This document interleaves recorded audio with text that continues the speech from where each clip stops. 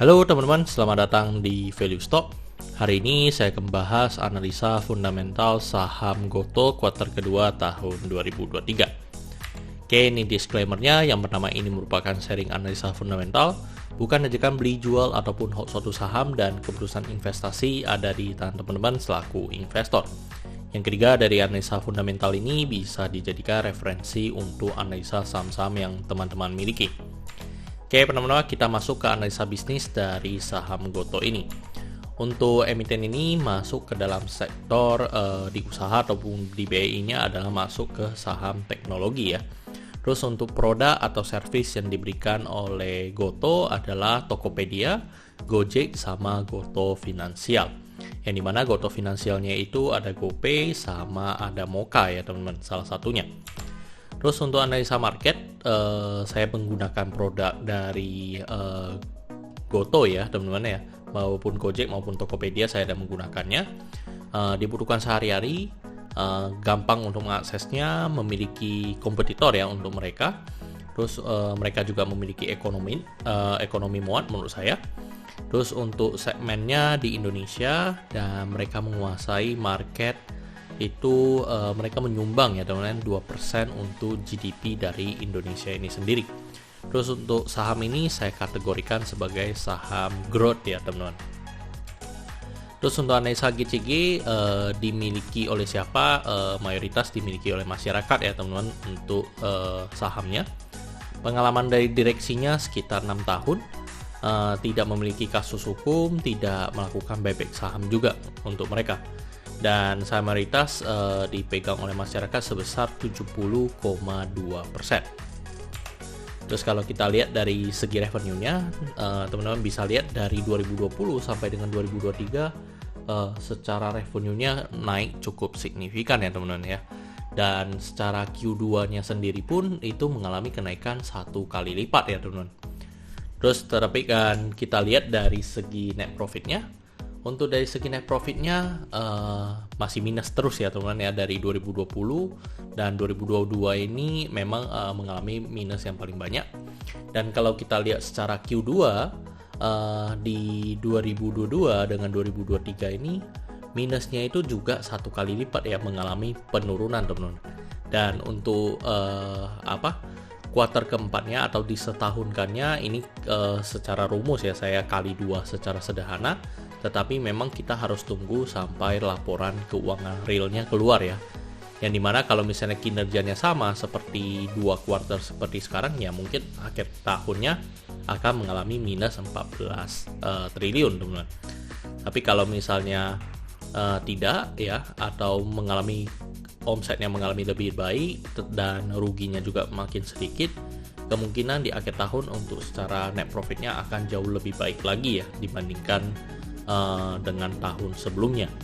Dan kalau kita lihat juga secara net profitnya dari 2020 sampai dengan 2023 ini potensinya itu seharusnya 2023 ini punya rugi lebih sedikit ya dibandingkan tahun-tahun sebelumnya teman-teman. Jadi itu adalah langkah yang bagus ya untuk dari saham Goto. Terus kalau kita lihat dari segi aset, dari segi asetnya kan mengalami kenaikan ya ketika mereka udah IPO, secara asetnya langsung naik secara signifikan, tetapi perlahan-lahan mengalami penurunan teman-teman dari segi asetnya, yaitu disebabkan karena mereka mengalami kerugian ya, secara berbisnis mereka mengalami kerugian, ya wajar untuk dari segi asetnya mengalami penurunan. Terus untuk dari segi hutangnya juga mengalami penurunan ya. Terus dari segi modal, ya karena rugi pasti mengalami penurunan dari segi modalnya. Terus kita lihat dari segi rasio keuangannya. Untuk net profit margin per itu kan kalau minus saya skip aja ya teman-teman ya. Jadi untuk PBV-nya masih di 0,65 kali. Untuk DER-nya di 13% teman-teman. Jadi memang secara hutang saham ini tidak memiliki hutang yang signifikan ya teman-teman. Terus untuk dividen tidak ada ya, karena perusahaan masih rugi tidak boleh membagikan dividen. Terus untuk cash flow operatingnya negatif, investingnya positif, dan financingnya negatif teman-teman. Terus untuk catatan, secara kebijakan ya memang tidak ada kan, dan tidak boleh juga karena mereka mengalami kerugian. Terus untuk valuasi teman-teman untuk saham Goto ini, secara harga sekarang waktu saya buat video ini kan di 63. Secara intrinsic value mungkin dengan beberapa metode valuasi memang tidak bisa menghitung dari saham Goto ini sendiri ya. Dan mungkin ini saya akan memberikan pandangan saya pribadi terhadap saham Goto, teman-teman. Untuk saham Goto ini, menurut saya ini udah produk yang ataupun saham yang dimana semua orang mungkin aware lah ya, kayak Gojek ataupun Tokopedia. Mayoritas kita pun juga pasti pernah menggunakan dari produk atau layanan tersebut gitu. Nah, dan memang ini adalah saham teknologi, mereka perlu banyak dengan inovasi. Dan kalau saya lihat dari laporan keuangannya, secara misalnya dari omset dengan HPP saja, itu mereka sudah mengalami keuntungan teman-teman. Jadi mereka sudah HPP-nya mereka itu sekitar 30% teman-teman. Tetapi yang membuat berat itu adalah mereka ada marketing sales ya, atau biaya penjualan, terus mereka juga ada biaya administrasi ya, habis itu ada biaya pengembangan. Itu yang sebenarnya biayanya cukup besar di saham Goto. Tetapi kalau benar-benar HPP dengan omset aja, secara bisnis mereka sudah mengalami keuntungan.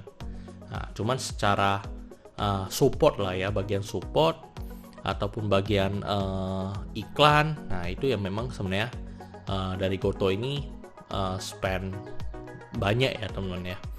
Jadi itu yang membuat mereka rugi. Nah, kalau pandangan saya pribadi, kalau misalnya Goto ini misalnya Q3-nya ataupun Q4-nya ada yang satu kuartal itu bisa ruginya berkurang ya, Yang kedua, apalagi kalau yang lebih bagus adalah mereka bisa mencetak profit ya. Walaupun nanti kalau kena Q2 dan Q1-nya membuat mereka negatif lagi, tapi asal kuartal tertentu yang bisa mencetak laba gitu ya, pasti saham ini cukup bagus teman-teman. Nah, jadi itu pandangan pribadi saya. Tetapi memang di sekarang juga teman-teman mungkin dapat isu bahwa salah satu foundernya kan menjual sahamnya gitu. Ya itu juga isu yang cukup berat karena founder yang menjual sahamnya pribadi gitu ya. Istilahnya teman-teman memiliki perusahaan dan teman-teman menjual perusahaan teman-teman sendiri, ya pasti kan kalau menjual, apakah teman-teman tidak yakin lagi dengan bisnis yang teman-teman bangun gitu kan, sehingga teman-teman menjual atau gimana? Pasti ada pandangan dari masyarakat ya, atau kita sebagai investor, pasti itu bukan hal yang baik gitu. Biasanya kalau pemegang sahamnya membeli sahamnya kembali, nah itu kita suka nih gitu ya, karena mereka percaya bahwa bisnis mereka ini bisa jauh lebih baik. Tapi kalau mereka membuang sahamnya, ya itu pertanda kurang baik teman-teman. Oke, kita lanjut. Dan yang terakhir adalah kesimpulan teman-teman. Jadi secara produk, menurut saya produk atau jasa yang diberikan punya prospek lah ya. GCG-nya menurut saya berpengalaman karena di dalamnya juga masih para founder gitu. Terus untuk revenue menurut saya cukup bagus ya, malahan growth terus secara revenue-nya mereka. Cuma secara net profit-nya ini yang sebenarnya menjadi masalah. Nah, semakin mereka growth lebih bagus, ya saya berharap misalnya marketing fee-nya agak sebesar itu gitu kan. Misalnya untuk campaign gak sebesar itu, apakah masih bisa mendapatkan revenue yang cukup tinggi. Terus untuk asetnya menurut saya cukup produktif ya, hutangnya tidak berbunga lah ya. Terus untuk ROE-nya ya minus ya, jadi saya no. Margin of safety sama sahamnya menurut saya tidak applicable karena saya tidak tahu bagaimana cara memvaluasi untuk saham teknologi. Terus untuk dividen mereka tidak ada. Jadi kesimpulannya adalah 5/8 teman-teman. Dan kalau saya pandangan sendiri, saya tidak ya membeli saham dari Goto ya, karena satu menurut saya tidak tahu terlalu jelas ya bagaimana memvaluasi saham ini. Jadi saya pun tidak punya conviction untuk membeli saham Gotoh. Tapi kalau misalnya mereka bisa, seperti yang tadi saya bilang, mereka bisa mencetak laba aja sekali, itu akan menjadi sentimen yang cukup bagus ya untuk saham Gotoh. Oke teman-teman, saya rasa cukup sekian untuk video kali ini. Jangan lupa untuk like dan subscribe. Jangan lupa juga untuk follow saya di Instagram saya di royken13. Dan teman-teman bisa join grup Telegram saya di Value Stock. Untuk linknya teman-teman bisa dapatkan di kolom deskripsi. Dan jika teman-teman tertarik untuk belajar value investing lebih dalam, teman-teman bisa mengunjungi website saya di valuestock.id. Oke teman-teman, see you in the next video. Bye-bye.